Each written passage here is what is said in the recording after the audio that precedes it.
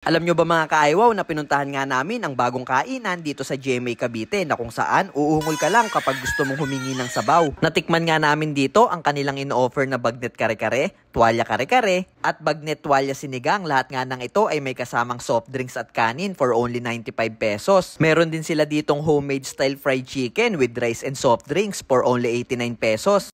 For only 95 pesos, meron ka ng bagnet kare-kare, meron ka na rin kanin at free soft drinks na rin to. Yung lapot ng sabaw nila, yung consistency, napaka-solid. Tapos bagnet, yung crispy nandun, yung juicy nung laman. Tapos may mga gulay.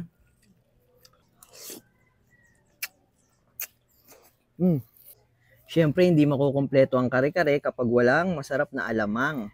Ito talagang nagpapasarap at nagpapalasa pa dyan. Tapos kuha ka ng kanin, perfect bite.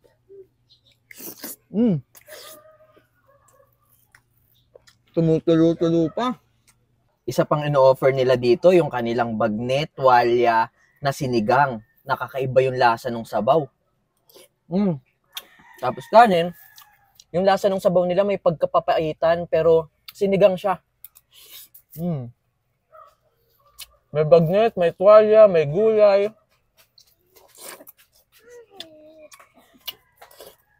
Sir, pwede pa po makahingi ng extra sabaw? Ay, sir. May password yan, sir, eh. Tungol lang paghihingi ng sabaw. Sige.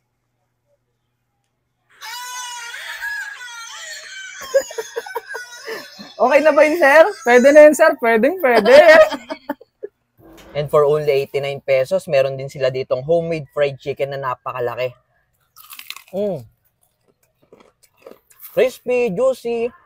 Tapos malasa yung pagka-breading. Tapos kanin. With free soft drinks and rice na rin yun. Hello mga kaaywaw. Punta na po kayo dito sa Bahay Kubo. Located lang po yan sa Barangay Jacinto Lumbreras, GMA Cavite. Pwede nyo po siyang isearch sa Google Map or Waze.